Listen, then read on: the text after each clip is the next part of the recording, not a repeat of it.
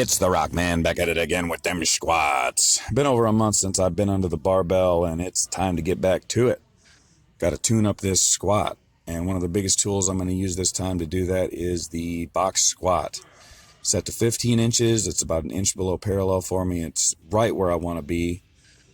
But I wasn't sure how these were going to go today because it's been a long time, and I haven't had anything like 300 pounds in the hole since I did 555. I've been doing belt squat, overloading it with bands at the top, so like 275 at the bottom, and then who knows how much at the top, and leg press, but that don't really count. It doesn't matter if I got 600 pounds on that bitch, it's not a squat. So I was surprised that these were moving just a lot like my typical warm-ups, and then 440 is the last single I thought I was going to be able to take, but it just so happened my walkout was good. There is my hip cue, and my position was pretty much perfect to smoke it. So I went up to 465 because I'm trying to figure out where I need to set my numbers, and shit, if it feels that easy, why not go ahead and take it? But 465, not quite the same story. It's not that the positioning on it was bad. It's just that it was not optimal. I would have liked to take a little bit of farther step back so that my knees would have been farther forward in the bottom, and that would have given me a better position to drive from.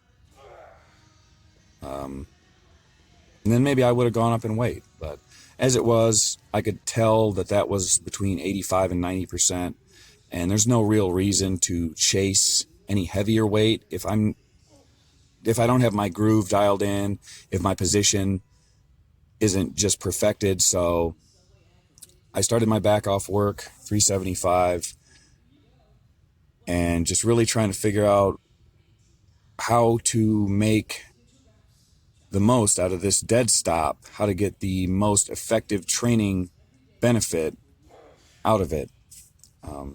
Yeah, that was really awkward, the way that I said that, but how best to use the dead stop to enhance my efficiency on this lift. There we go. On the second set, I started realizing that it's just like a pause squat. That I take it down to the bottom, it kind of has to settle, and then when it settles in that position that you have the greatest advantage, you generate as much drive as possible and finish the lift. Really drive with your quads, hinge at the hips, get your hips under the bar, boom, finish the lift as fast as possible. But what I realized was that on set 3, when I started trying to do this, that I actually have way more time at the bottom to let it settle because I'm sitting down on a fucking box, for Christ's sake.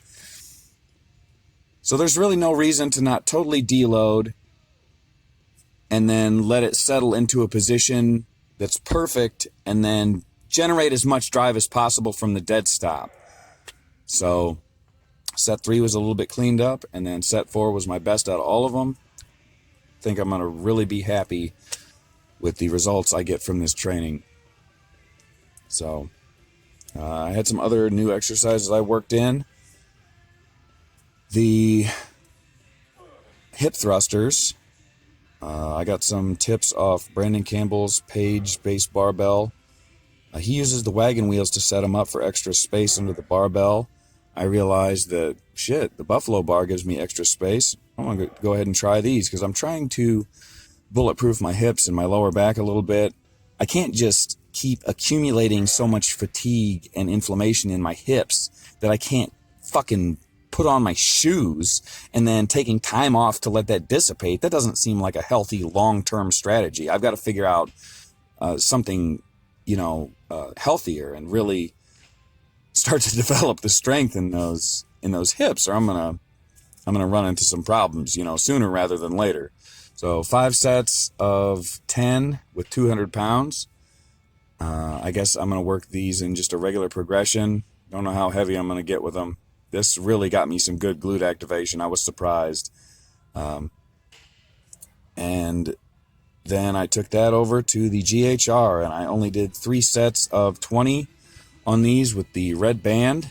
I kept my knees bent slightly because every time I get too crazy with extending them, I don't have a PCL in my left knee at all, so it ends up being a weird compensatory strength tweak that I get in my right hamstring, or it actually causes a shift in my left one when I get a pointer. So my glutes were fired up, so I made the most out of these just with my knees a little bit bent and put in that good work. Then just going to throw in these deadlifts from the other day because I haven't had a lot of time really to record my workouts. Hell, I barely had time to do them. I get like 20 minutes to do a bench workout a lot of times. Just on my way to the store, I'll be like, oh shit, I got time real quick. I thought I'd have to wait till tomorrow, but I can hammer it out. I can do this. And I gotta rush through it. But 90 minutes is what the workout took today, and that's the longest I've had in a while because it's that holiday season, and I've got shit to do with the house, and I got more crap to do with the kids. I'm trying to enjoy it. These deadlifts, I actually did 6 sets with 470 successfully. I only have 3 on camera, and then my 7th one, something popped in my shoulder. It was really painful for about 3 days. Then it started to subside. I'm pretty sure it was some kind of torn muscle, but must be a really low grade because by the 5th day, I couldn't even irritate it anymore. But I'm still going to take it cautious with the deadlifts for a little bit. And I guess that's all I got. So keep training strong, guys. And as always, thanks for watching.